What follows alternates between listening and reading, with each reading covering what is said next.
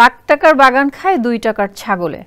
সম্প্রতি বাংলাদেশে ছাগল কাণ্ড নিয়ে হইচই শুরু হলেও এবার জানা গেল কোটি টাকার ঘড়ি গিলে ফেলেছে একটি গরু।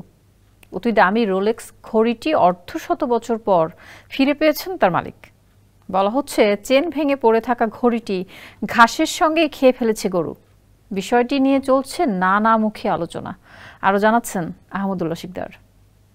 বিশ্বের সবচেয়ে দামি ঘড়ির একটি হচ্ছে রোলেক্স। এর চেইন ভেঙে যাওয়ার পর এক কৃষক ভেবেছিলেন সেটি হয়তো ঘাসের সঙ্গে গিলে ফেলেছে গরু। তবে সেই 70 দশকের প্রথম দিকে হারিয়ে যাওয়া ওই ঘড়ি যে 50 বছর পর ফেরত পাবেন তা কখনো কল্পনা করতে পারেননি ব্রিটিশ কৃষক জেমস স্টিল।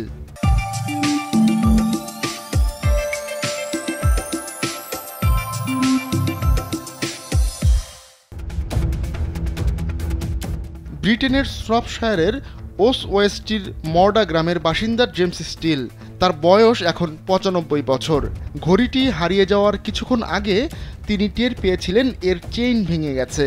বিবিসিকে তিনি বলেন, আমার মনে হয়েছিল গরুটি মুখ ভর্তি ঘাসের সঙ্গে ঘড়িটিও গিলে ফেলতে পারে। জেমস ভেবেছিলেন আর কোনোদিন ঘড়িটি খুঁজে পাবেন না তিনি। এই বাস্তবতা মেনেও নিয়েছিলেন জেমস। অথচ তার জমি থেকেই উদ্ধার করা হয়েছে ঘড়িটি। ধাতুর খোঁজে মেটাল ডিটেক্টর দিয়ে জমিতে তল্লাশি চালানোর সময় ঘড়িটি খুঁজে পান এক ব্যক্তি। পরে সেটি জেমসকে ফিরিয়ে দেন তিনি। এত বছর পর ঘড়ি খুঁজে পাওয়ার ঘটনাকে অবিশ্বাস্য এবং সৌভাগ্য বলে বর্ণনা করেছেন ব্রিটিশ এই কৃষক। তিনি বলেন, এটা দারুণ, বিশেষ করে এই সময়ে। ঘড়িটি খুঁজে পেলেও এখন আর তা সচল নয়। এর রঙও কিছুটা সবুজ আকার ধারণ করেছে। তবে মরিচা ধরেনি বলে নিশ্চিত করেন এই কৃষক। যিনি ঘড়িটি খুঁজে পেয়ে ফেরত দিয়েছেন তার প্রশংসাও করেন জেমস।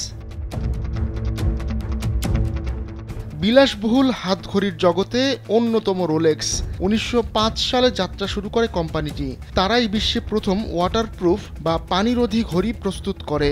রোলেক্সের দামি ঘড়িগুলো সব কোটি টাকার ওপরে, আর সবচেয়ে কম দামি ঘড়িটির দামও বাংলাদেশি মুদ্রায় 2 লাখ টাকার উপরে।